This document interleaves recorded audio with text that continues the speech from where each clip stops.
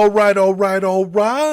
What is going down, everybody? Welcome back to another brand new edition of Am I on the Air? My name is DONMEGA, and I'm your host. I'm so happy that you're here to join me tonight to get caught up with the latest and the greatest when it comes to entertainment news and television, movies, and non-spoiler reviews.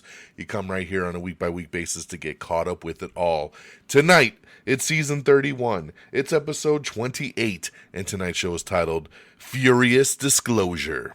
We got a couple movies to talk about, got a couple TV shows to talk about, and then, of course, we're going to get into the news of the week and get you caught up with your knowledge in the entertainment world. So let's jump right on in. We went to the theater. We saw two new movies, spoiler-free, of course, as always.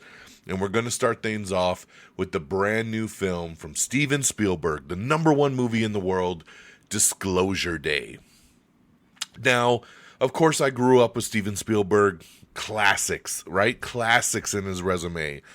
But I'll be honest, for the last 10 to 20 years, Steven Spielberg has not really put out anything that has gained my interest. He's kind of went off on a path of just getting older and doing these other kind of movies, getting away from the blockbuster kind of stuff, and they just haven't really worked for me. So I was very, very excited when I saw the trailer for Disclosure Day, because I was like, yo, this looks like some classic Steven Spielberg.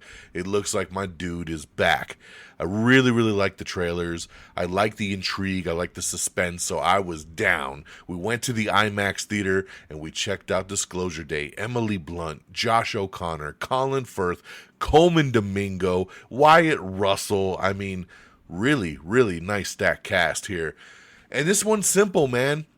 Josh O'Connor, he works for the government. He knows that aliens exist, and he's trying to get the word out to the world, right? He wants full disclosure to get it out to the public that there's aliens out there. But of course, Colin Firth heads up that department and wants to shut it down because he doesn't think that the world should know what exists out there. And there's a lot of intrigue. You bring in Emily Blunt's character. How does she fit into this? Weird things are happening. What is going on? And we're off to the races. That's it. That's Disclosure Day. And I gotta say, I really, really like this one. I loved it, actually. Some people say it's a little bit slow. Some people say it ran too long. I'm going to be honest. I'm the first guy to tell you when I think a movie runs too long. I always clock my watch. If that movie is boring the hell out of me, I'm going to be clocking that watch. I will tell you, in Disclosure Day, this movie is a little under 2.5 hours. 2 hours and 25 minutes. I did not check my watch one time. I was locked into the story. I was locked into the intrigue. All the characters were fantastic. And let me just take a second to praise Emily Blunt. I have loved Emily Blunt for years, for decades. She's so magnificent. And in this movie, she takes it to a whole nother level. She's wonderful in this, and I hope that by the time award recognition rolls around, they don't forget about my girl, because she deserves it. She killed it. I thought Josh O'Connor was really strong too. Colin Firth, seeing him in a role like this, kind of in a little bit of a villain role, it worked, man. It was cool. Coleman Domingo, always so cool, man. I love Coleman Domingo.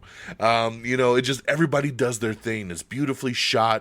And like I said, you're just on this ride, right? You're trying to figure it out. What's going on? Like, you know that the background here is that aliens exist, but what's the bigger picture?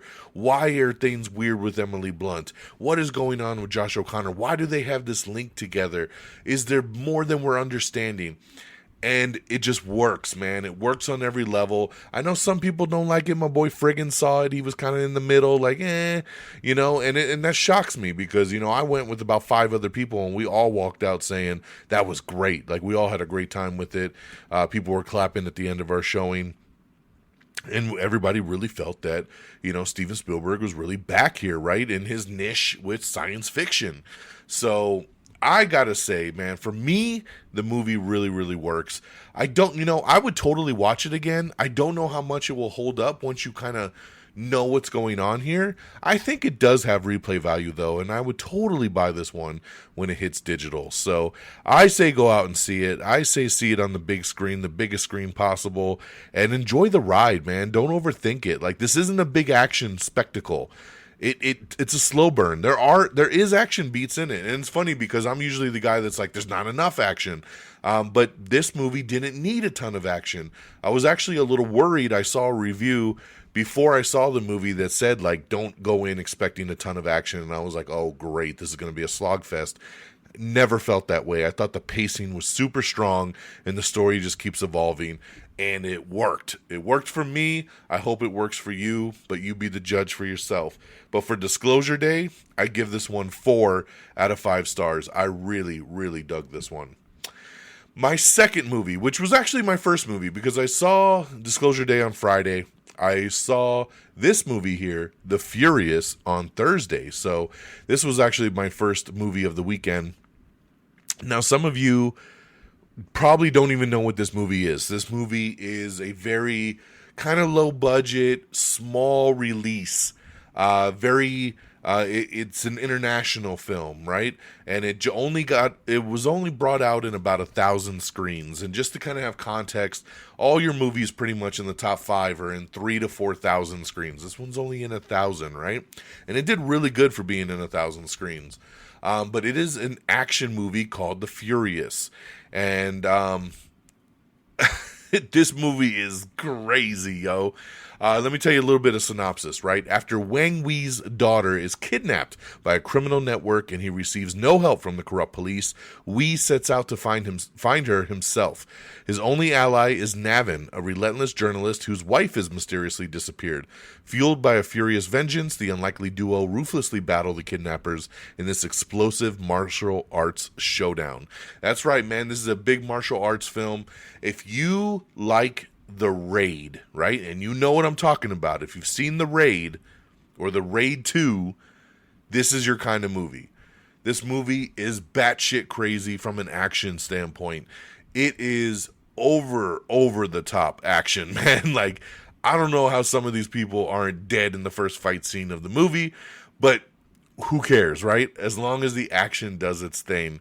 Now, I didn't really recognize much of the cast in this movie, but I do recognize Joe Taslim. Speaking of The Raid, he's Sub-Zero in the Mortal Kombat movies, the new ones that just came out. He's fantastic. I love him.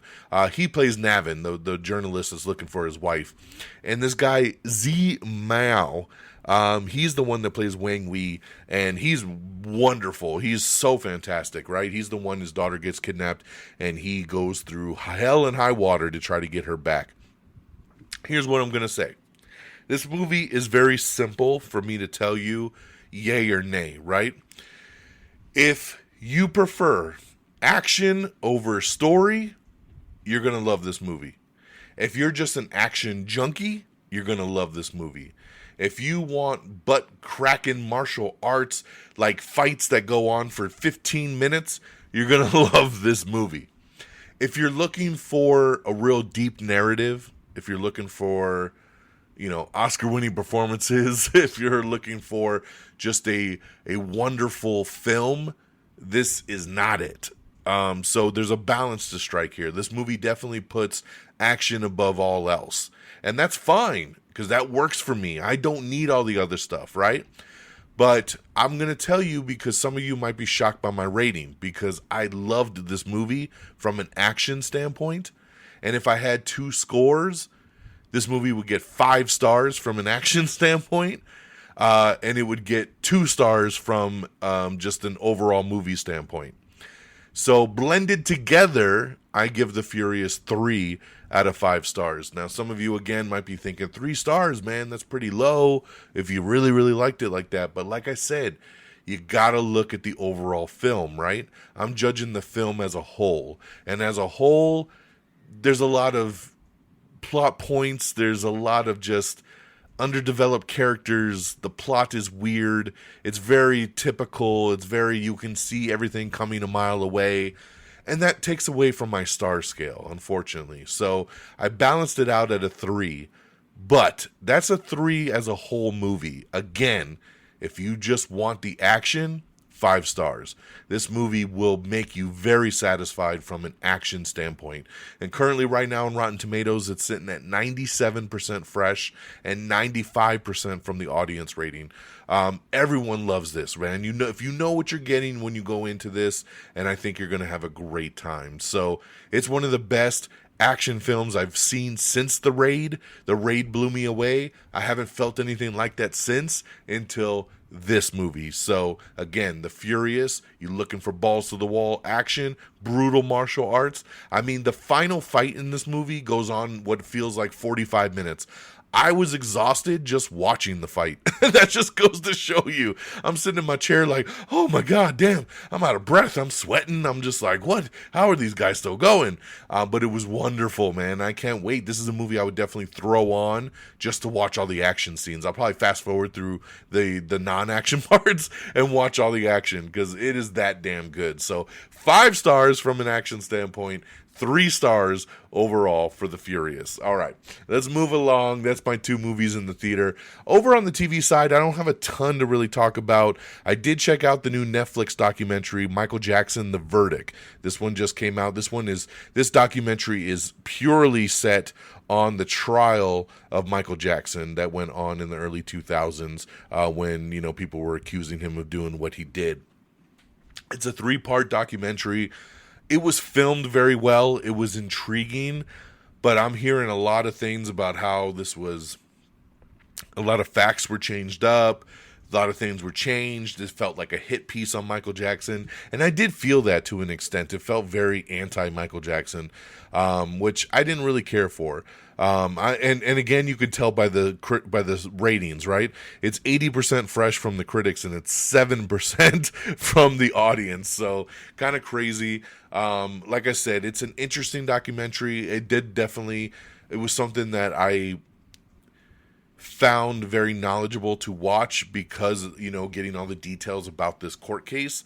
But overall, it felt kind of like this hit piece that, you know, kind of bugged me as a guy that's a big fan of Michael Jackson. So I'm going to say, you know, I'm not going to recommend it or not recommend it. I think it's just something that if you're interested in seeing how the court case plays out, you know, check it out. If not, you can go ahead and skip it. But that's Michael Jackson, The Verdict. It is now streaming on Netflix. I finally checked out the spin-off solo episode of The Bear that was simply called Gary.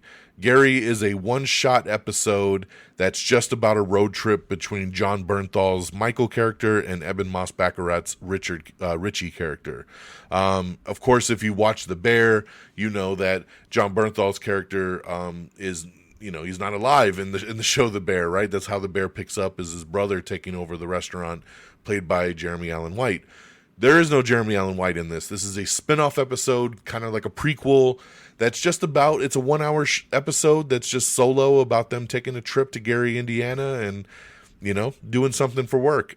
And I'm going to say, though, I found it very boring. I didn't like it very much at all. Good performances. John's always great. Eben's always great.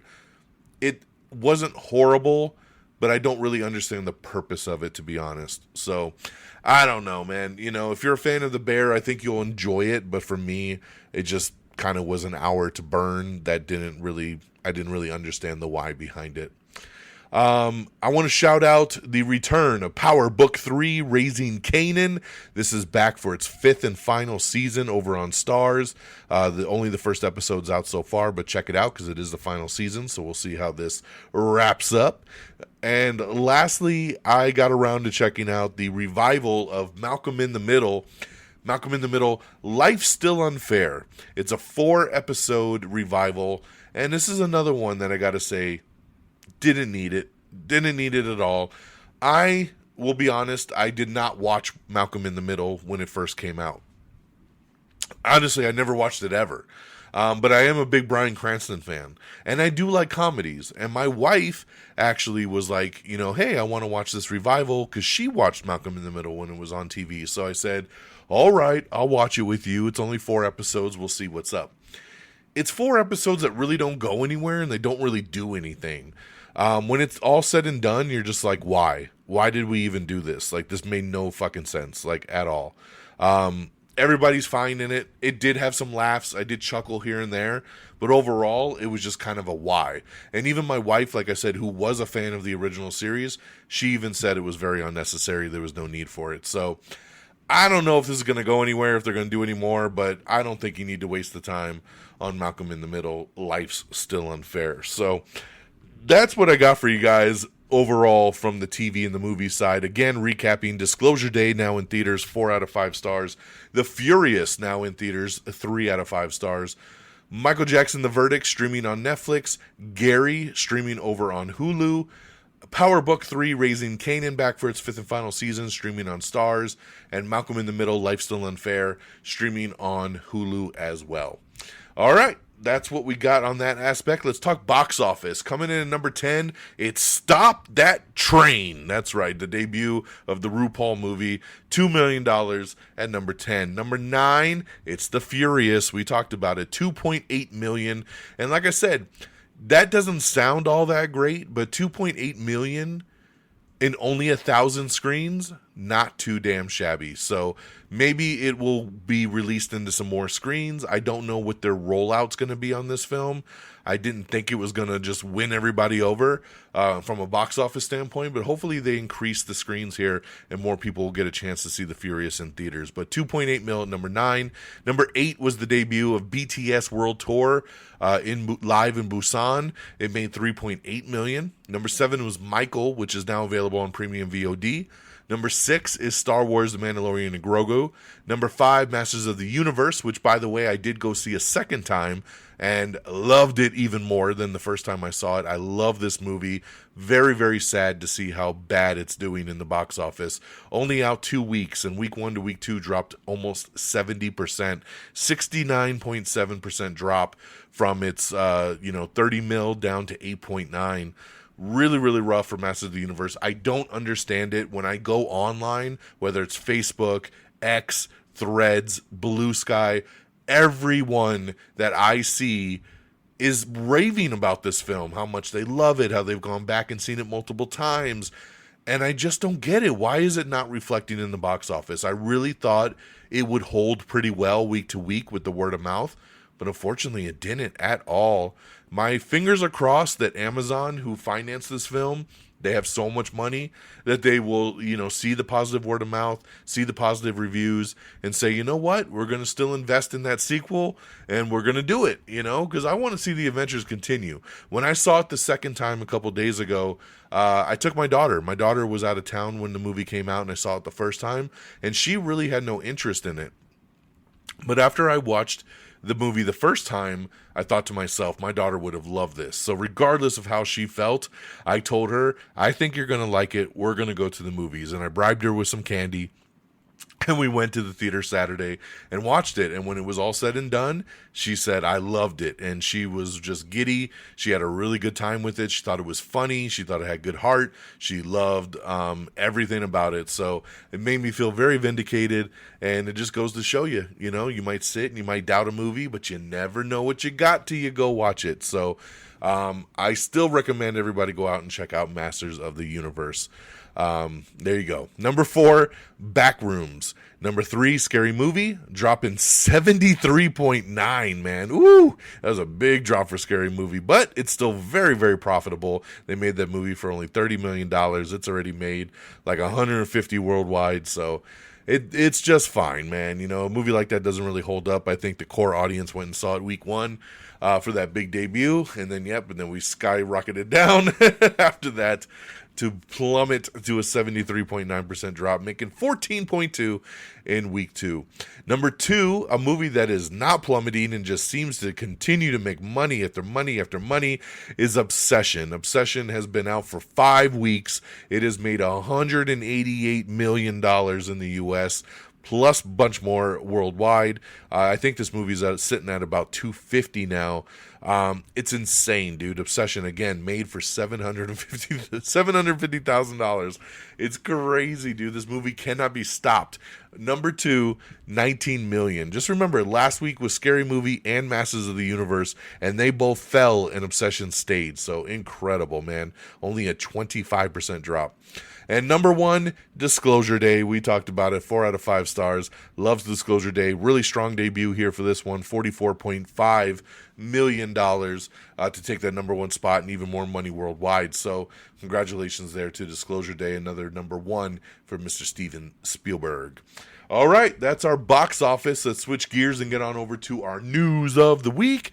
And again, if you want to check out any of these trailers or news or anything, head on over to our X page, x.com/am I on the air, all one word. It's easy to get to. You don't got to subscribe. Just bookmark that link and you'll be able to see all the stuff every single day as we drop it. Okay, some new trailers dropped. We have the first trailer for I Want Your Sex, starring Olivia Wilde, Cooper Hoffman, Charlie XCX, Mason Gooding, Chase Sue Wonders, and Daveed Diggs. Interesting trailer, man. This is not a movie to see in the theater for me, but I'll definitely watch it on streaming for sure. We have the final trailer for the live action Moana. And this, of course, hitting theaters on July 10th. I think it looks really good. I know a lot of people still say, why did we need this? We had an animated film. Well, people like me don't really care for animated too much, even though Moana holds a very special place in my heart because of my daughter. My daughter was like 2 when Moana came out, and we watched Moana 5 million times. We listened to the soundtrack every time we got in the car. Moana was just it for us, right? We saw it in the theater so many times. We watched it at home so many times. Moana was that movie for us that will always reflect back to me as my daughter as a kid. My daughter's 12 now, and now I got a live action version, man. So I'm like, dude, we got to go see the live action, especially with The Rock as Maui in live action. Come on. They just talked about a brand new song in it. They brought back Lin-Manuel Miranda. The original Moana, Avi Carrillo, is doing the singing on that one with the new girl that plays Moana, and The Rock is rapping on it. Come on, man. This is going to be so much fun. It hits theaters July 10th. I can't wait to see live action Moana. Tickets are going to go on sale, I believe, tomorrow for Spider-Man Brand New Day. They teased it about a week ago. So rumor has it, it'll drop for the pre-sale tomorrow along with the new final trailer. So look forward to that. I can't wait to see more from Spider-Man Brand New Day. I'm so ready for this movie, man. I think it's going to be fantastic. We have the first teaser trailer for The Social Reckoning. This one here, of course, the sequel to The Social Network. It stars Mikey Madison, Jeremy Allen White, and Jeremy Strong. This hits theaters on October 9th. We have a first look at Ryan Murphy's adaptation of The Shards. The series follows an aspiring writer whose school life unravels when the arrival of a new student coincides with the growing threat of a serial killer. This releases August 5th over on Hulu. Drewski has been cast in The Catch, a new rom-com starring Emma Stone and Chris Pine. He's going to be playing Emma Stone's bodyguard. The Doctor Who Christmas special has been canceled. Russell T. Davies and producer Bad Wolf have also exited the series. Reminders of Him, the movie that came out a couple months back, is going to be hitting Peacock on July 10th. Former BET original Daria from Detroit has set a new premiere date for season 2, coming soon to Paramount Plus on July 29th. So shifting over there to Paramount Plus. Michael Douglas, William Dafoe, they're going to reunite with Oliver Stone for a new drama called White Lies. Phil Dunster, Gemma Chan, Aisla B., Marianne Jean-Baptiste are joining the new Amazon MGM rom-com called Hello in Paris. I'm so excited about this news. 24 Jump Street is in the works. That's right. Original cast set to return. Channing Tatum, Jonah Hill, Ice Cube, all in official talks to join. Jonah Hill helped write the script. This is moving forward. And I know some of you are thinking, was there a 23 Jump Street, right? We had 22, 20, 21, 22. Where's 23? Well, the funny part here, and this is typical Jump Street, they're skipping 23 and going straight to 24 because that's how long it took to make the film. So I love it that it's like they took so long to make one, they're going to skip one, right? So that is fantastic. I love it. It's so tongue in cheek. I've been waiting to see a sequel, and I'm glad that they found a script that they feel comfortable enough to do it with. So, hell yeah, 24 Jump Street in official development. Let's see here. Your Fault London is premiering on Prime on June 17th. We have the new trailer for Nimrods, starring McKenna Grace and Mason Thames. The Circle is coming back, and it is moving from Netflix over to Hulu. Matt Shackman is going to direct Nicole Kidman, Elle Fanning, in a new legal thriller called Discretion, and that'll be coming to Paramount Plus.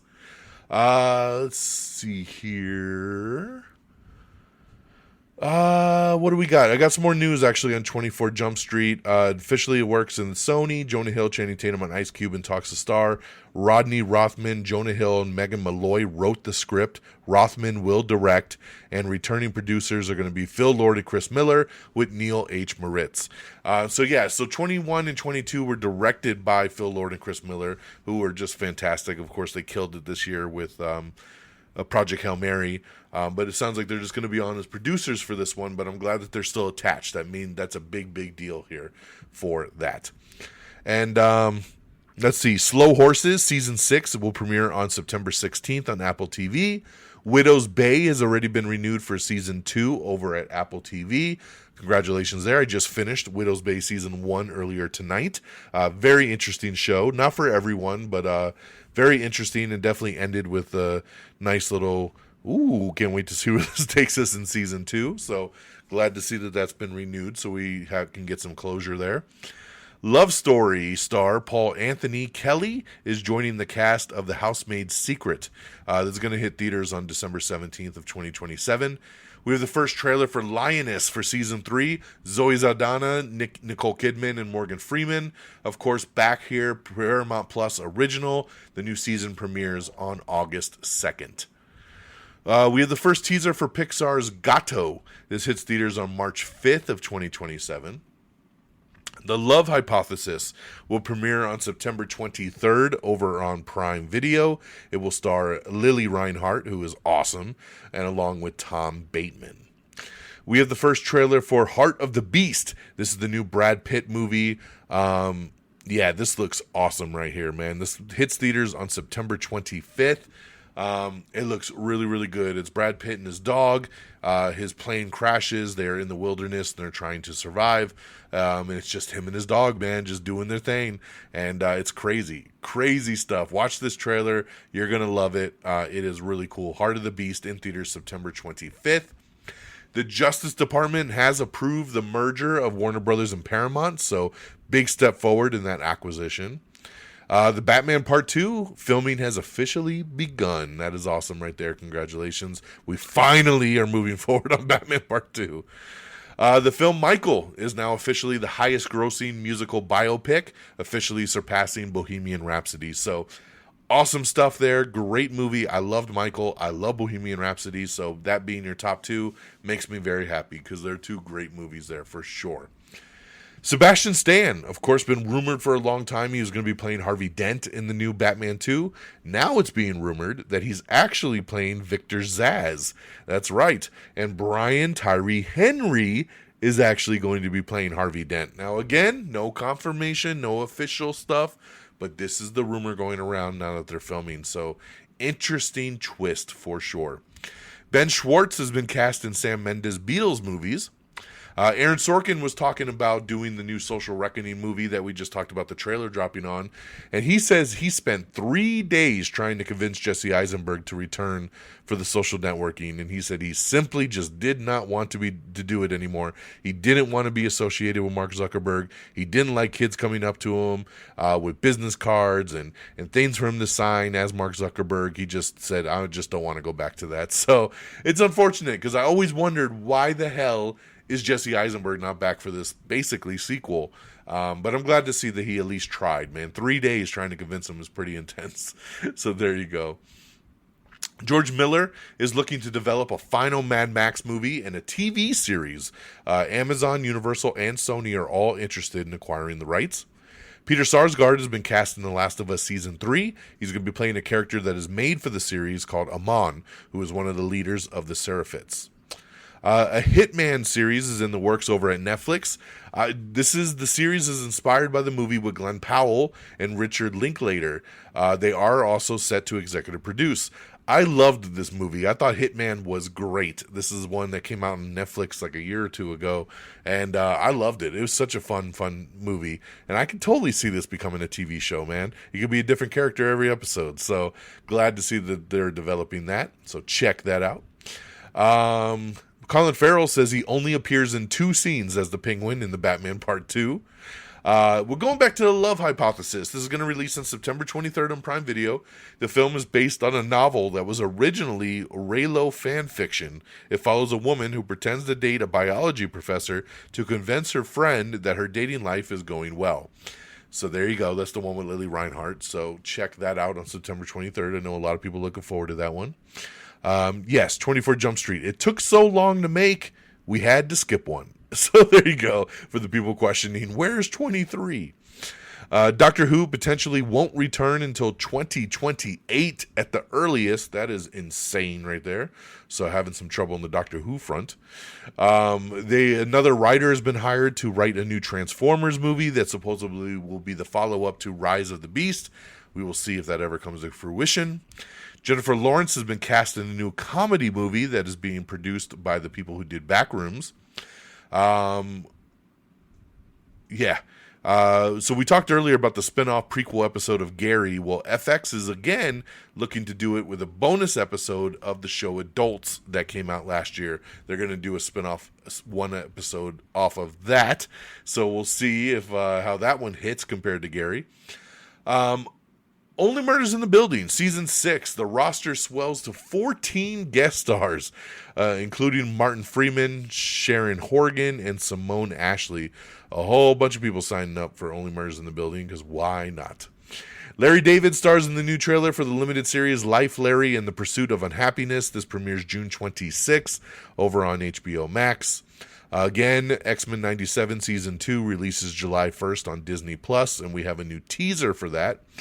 Chris Sanders is set to direct a sequel to the live-action Lilo & Stitch remake. Sanders co-created and co-directed the original animated film. So congratulations, man. That's cool to have him step in to do the sequel, which comes out May 26th of 2028. Let me see here. Speaking of the show Adults, FX's Adults Season 2 will officially premiere August 27th over on Hulu. We have a new sneak peek at the whole season of The Vampire Lestat, which I hear is really, really good. Maybe I should check this one out. New episodes drop on Sundays over on AMC and AMC Plus. In celebration of its 25th anniversary, The Fast and the Furious is racing back into theaters on August 21st. So I will be there. I can't wait to see this on the big screen again. Finally, a Dead by Daylight movie is officially happening over at Blumhouse. Theodore Paulson, who did the Valhalla Murders, is set to direct the film. Alexandra Aja, who did Crawl, and David Leslie Johnson McGoldrick, who did The Conjuring 2, officially wrote the script and begins filming in 2027. Very interesting, man. This is a big horror video game. Can't wait to see it adapted into a movie. Seth MacFarlane says he has a clear idea for a Family Guy movie, but he says, if I have a really dismal failure, like I produce a movie or a show that fails so badly, the only thing that can cleanse is the Family Guy movie. That's when I'll do it. So there you go. We probably won't ever get that, but that's a funny quote there from Seth MacFarlane. Anna Taylor-Joy has officially joined The Lord of the Rings, The Hunt for Gollum. She'll be playing a character named Saren. This hits theaters on December 17th of 2027. Great addition there. We have the first trailer for The Last House. Greta Lee and Wagner Moura star in this trailer. It premieres August 7th over on Netflix. I really dug this trailer. It's very, very interesting. And it does not look like a Netflix movie, so I'll definitely be checking this one out for sure. James Gunn confirms that the Jimmy Olsen spinoff show will feature him and Gorilla Grodd. Very interesting there. They're going to start filming soon, and we'll see what this show becomes, man. I'm definitely very interested. Mark Hamill has reportedly been cast in Twisted Metal for Season 3, and supposedly he's going to be playing Sweet Tooth's dad. That is awesome. I love that casting, and I love Twisted Metal. So if you haven't seen it, check it out over on Peacock. The Duffer Brothers will write and direct a new film that will release in theaters on Paramount on November 3rd of 2028. November 3rd of 2028. Curry Barker says he has a cool idea for Obsession 2 that will be made in the future. He's saying, I'm not saying it has to be 5-6 years from now, but I think people would be just excited for it if it came out a little bit down the road. So, yeah, he's in no rush to jump into Obsession 2. He says, I want to work on other things, I want to do other projects, and then we'll circle back. So, he has an idea, we just got to wait for it. Chris Evans has officially revealed that he will be back as Steve Rogers for Avengers Secret Wars, so I'm glad we're not playing any games here, and he's just going to be back. Alia Cravalho, who we talked about earlier, she did the voice for Moana in the animated movies. She has been cast as Jessica Cruz, of course, a.k.a. the female Green Lantern. She's going to make her debut in My Adventures with Superman Season 3, and then she will be spun off and will lead her own Green Lantern spin-off series. So, very cool there. Congratulations. I love that. David Tennant, Nicola Coughlan, and Jodie Whittaker have been also cast in Only Murders in the Building for Season 6. A documentary about Manchester United is in the works that will follow the club during the 2026-2027 season. It will release in the summer of 2027 over on Prime Video. Fox is officially buying Roku in a $22 billion deal. I don't really know what that does for our market, but we'll see what happens there. Pressure, the Brendan Fraser World War II movie, is hitting digital on June 16th. Oh, so it hit today. So there you go. It's on digital today. One of my favorite Netflix shows, we just talked about this literally a couple weeks ago because I just binged the hell out of it. The Four Seasons. Tina Fey. I love this show so much. Season 1, Season 2 were fantastic. And now I get Season 3 because it has been renewed. That's right. Officially back for Season 3. Get ready for another trip. The Four Seasons back for Season 3 over on Netflix. So glad, so happy to see this return. I love this show so much. So check it out if you still haven't seen it, man. It's awesome. Sharpen your skates because, of course, we don't have enough ice skating shit. I don't know why all of a sudden hockey ice skating shows are like the jam right now, but get ready because Icebreaker, a new series based on the New York Times bestselling novel by Hannah Grace, is coming to Netflix. A competitive figure skater and a college hockey captain develop an unexpected partnership when a facilities mishap forces them to share the same rink. Yawn. But hey, man, everybody's loving all these damn shows all of a sudden, so I'm sure it's going to blow the hell up. Let's see here. Welcome to Camp Emerson. That's right. The new Netflix series, The God of the Woods, based on the best-selling novel and starring Carrie Condon, Maya Hawke, Damon Gupton, Ella Rubin, Susanna Perkins, Benjamin Walker, and Nell Fisher, is now officially in production. We have your first look at the logo for the Batman Part 2, and honestly, you're not missing anything if you haven't seen it. It's the same fucking logo from the first movie. It just says Part 2 now. Not creative whatsoever. Very disappointed in that. Vince Gilligan says writing on Pluribus Season 2 is past the halfway point. Very good to finally hear. My writers and I have figured out the episodes, and I'm looking forward to shooting this and people seeing it because I'm kind of digging it. So glad to hear that they're over halfway through. Hopefully they're cranking along now. He says they figured out the episodes, so we should be good to go here pretty soon. It looks like the pilot episode of Booster Gold has been turned in, or the script has been turned in to DC Studios, and now it's up to James Gunn and them to see if they want to greenlight it or not. I can't wait to see Booster Gold, so hopefully they like it, because the guy that wrote it said that he loves it, so he's going to be real sad if it don't work out his way. Kit Connor and Joe Locke star in the new trailer for Heartstopper Forever. This, of course, coming to Netflix on July 17th.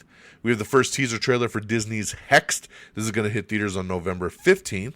We have the new trailer for Shrek 5. That's right, we're still a year away from it. It comes out next summer.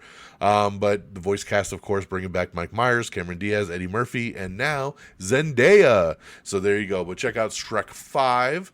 We have a new teaser for the 5th and final season of The Bear, hitting Hulu on June 25th. Toy Story franchise, the highest rated franchise ever on Rotten Tomatoes. Of course, Toy Story 5 coming out in theaters this weekend. It's already 93% on Rotten Tomatoes. All of the Toy Story movies are in the 90s, or Toy Story 1 and 2 are at 100%, which is unheard of. So there you go. Toy Story, 100%. Toy Story 2, 100%. Toy Story 3, 98%. Toy Story 4, 97%. And Toy Story 5, 93%. Again, rumored release of the final trailer for Spider-Man Brand New Day is tomorrow, along with the tickets going on sale. Snatch them up. The Pit Season 3 has begun filming. Rivals has been renewed for Season 3 at Disney+. Sean Penn is set to direct a film about the early life of a cop who goes on to be caught up in the January 6th Capitol riots. Bradley Cooper is in negotiations to star in that. Netflix looking to maybe buy Lionsgate after missing out on Warner Brothers, so we'll see what ends up going on with that. Just a rumor right now. We have the new trailer for Season 4 of Star Trek Strange New Worlds coming soon to Paramount+. Heated Rivalry star Francois Arnaud has lined up his next TV role. He's going to join Shailene Woodley and Lindsay Lohan in Hulu's Count My Lies. And Amazon MGM has picked up Jason Momoa's new action comedy. It's called Shots. It was supposed to be at Universal, and then Universal has sold it off to Amazon. So they're looking forward to shooting that here pretty soon. I love action comedies, and Jason Momoa is great at doing them. So that's what I got for you guys. We've done it. That is our week of entertainment news. I know we went a little bit over our normal 30 minutes here, hitting that 40-minute mark. But hey, you know, you got to do what you got to do. We got lots of news to talk about, lots of things, so we get you caught up. Let me get you on out of here. Let's do some plugs. AmIOnTheAir.com is the official webpage. Make sure you bookmark it. Make sure you check out everything that's on there. It's got everything you need. AmIOnTheAir.com. Make sure you like us on Facebook, Facebook.com/AmIOnTheAir. Give us a follow on our X page at simply Am I on the Air. You can follow me directly at DXDonMega. If X ain't your thing, you can do the same handles on Threads or Blue Sky. So make sure you follow wherever you see fit. Make sure you subscribe to the podcast on Apple Podcasts, Spotify, Amazon Music, iHeartRadio, wherever you listen to us. Just make sure you subscribe so you never miss an episode. And if you could leave a review, that would be even more beautiful. Please leave a review. 5 stars. Thumbs up. Whatever you got to do. Leave a review. It really, really helps the show. Make sure you follow all our other socials like our TikTok, our Instagram, and our YouTube, all simply at Am I on the Air. Check out our video reviews. I do quick video review reactions every weekend on our TikTok page. I share them on our Instagram and on our YouTube shorts. So they're everywhere. Check them out. Make sure you subscribe to us to don't miss that. Thank you to our great affiliates at Red Dragons Radio and the Pop Culture Pros. Shout out to them. Follow them at Red Dragons Radio and at popculture_pros. And that'll do it for me, man. I think we're going to skip the theater this weekend. This weekend is all taken up by Toy Story 5, and I really have no interest. My daughter doesn't even want to see it. So, you know, I'll wait for Disney Plus on that one. And I'll take the weekend off and recoup my mind as we get ready for the following week, which is going to be Supergirl. So there you go. So, but hey, I hope you all have an amazing week. Take care of yourselves and each other. And until next time, y'all. Peace. Red Dragons!